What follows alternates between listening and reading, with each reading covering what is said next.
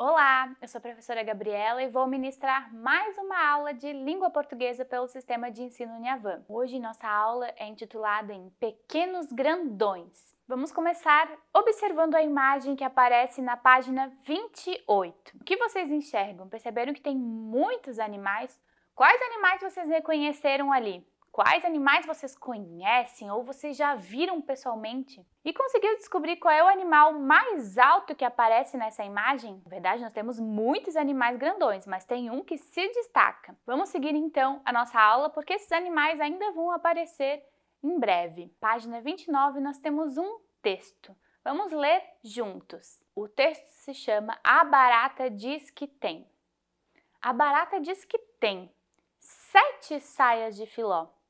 É mentira da barata, ela tem uma só. Ha, ha, ha, ho, ho, ho, ela tem uma só. A barata diz que tem um sapato de veludo. É mentira da barata, o pé dela que é peludo. Ha, ha, ha, ho, ho, ho, o pé dela que é peludo. A barata diz que tem uma cama de marfim. É mentira da barata, ela tem de capim. Ha, ha, ha, ho, ho, ho, ela tem de capim. A barata diz que tem um anel de formatura. É mentira da barata, ela tem casca dura. Ha, ha, ha, ho, ho, ho, ela tem casca dura. E a barata diz que tem o cabelo cacheado. É mentira da barata, ela tem coco raspado.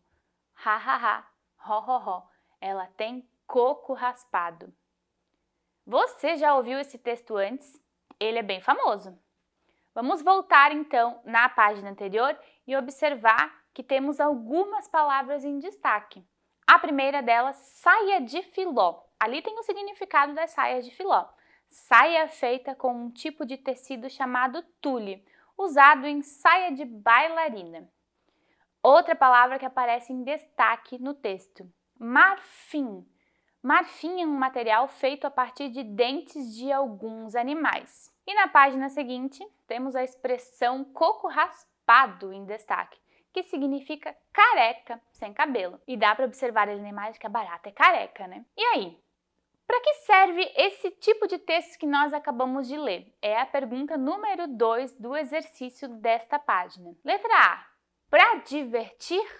Ou letra B, para ensinar uma receita? Acho que é fácil essa resposta, né? Vamos para a página seguinte. Na página 31 temos mais algumas perguntas sobre o texto que acabamos de ler. A questão 3 pede para que a gente leia algumas expressões que aparecem várias vezes no texto.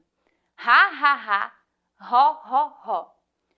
O que essas expressões representam, na opinião de vocês? Letra A, as rimas da canção, ou letra B, a risada daqueles que não acreditam na barata? Questão 4, qual é o assunto que fala no texto? Sobre o que ele está discutindo, sobre o que ele está falando? Letra A, as mentiras que a barata conta, ou letra B, os objetos que ela usa? E na 5 nós temos duas listas de palavras que rimam entre si. Você deve se recordar que as rimas são aqueles sons parecidos entre uma palavra e outra, e nessa música apareceu várias vezes. Vamos fazer a leitura com calma dessas palavras e tentar descobrir qual rima com qual. Marfim, veludo, só. Filó, capim, pé peludo. E aí, faça então a ligação entre cada palavra que tem rima. Seguindo o nosso exercício, na página 32, a questão 6 traz mais um trecho da canção que nós acabamos de ler e está pedindo para que você seja criativo e crie outras coisas que a barata diz que tem, mas que é mentira. Faça então essa complementação no texto, não usando o que já foi dito na canção. Nesta mesma página, nós temos também mais um trechinho que traz algumas informações complementares sobre a barata, a espécie de animal barata. Vamos ler juntos. O que é que a barata tem? Existem cerca de 5.000 espécies de baratas no mundo. Só no Brasil vivem mais de 1.000 tipos. Os únicos lugares livres desse inseto são as calotas polares. A dona baratinha não sobrevive em ambientes polares. Ou seja, o mundo é feito de muitos tipos de baratas. Se a gente quiser fugir de não encontrar baratas, temos que ir lá para as calotas polares, lá onde a gente tem que viver só com gelo, só com muito frio, com muitas roupas de frio.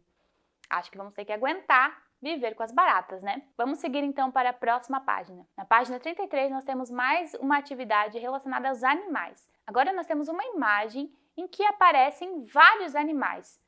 Você consegue identificar todos eles? No texto ali nós temos algumas dicas para encontrar esses animais. Há um bicho bem perto das flores. Há um bicho que está na frente do vaso. Observe em cima da cama. Veja o que está embaixo da cama. Lembre-se de olhar a parte mais alta do sótão e veja ao lado do abajur. Encontraram todos os animais? Agora escreva o nome desses animais ali naqueles campos que aparecem na página. Vamos para a página 34 com mais uma leitura sobre um animal muito conhecido, o elefante. Vamos ler. Elefante bebe água pela tromba? A tromba é um prolongamento do nariz, não possui nenhum osso e é bastante musculosa. Os elefantes a utilizam para farejar, acariciar outros elefantes, pegar pequenas sementes e até mesmo enormes troncos de árvore.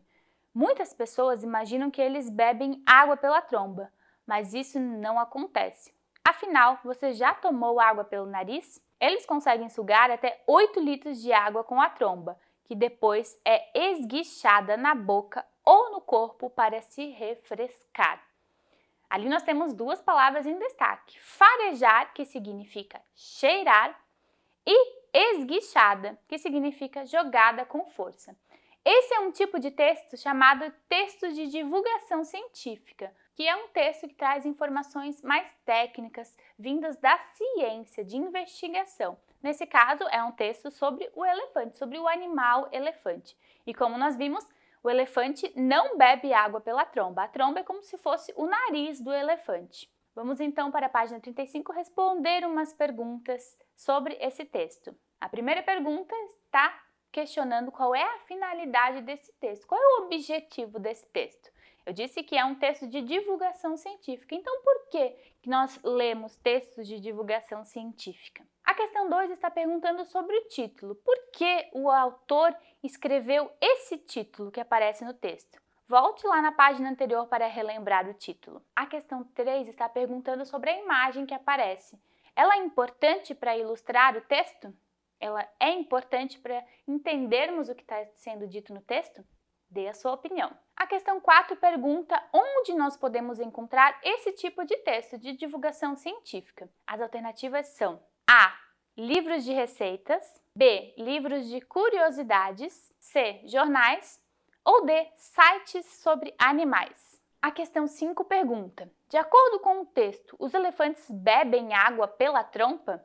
Na alternativa A diz que não. Eles apenas sugam e depois esguicham na boca ou no corpo para se refrescar. E a alternativa B diz que sim, eles conseguem beber água pela trompa. Qual resposta você acha que é a correta? E a 6 pergunta quantos litros de água o elefante consegue sugar pela trompa.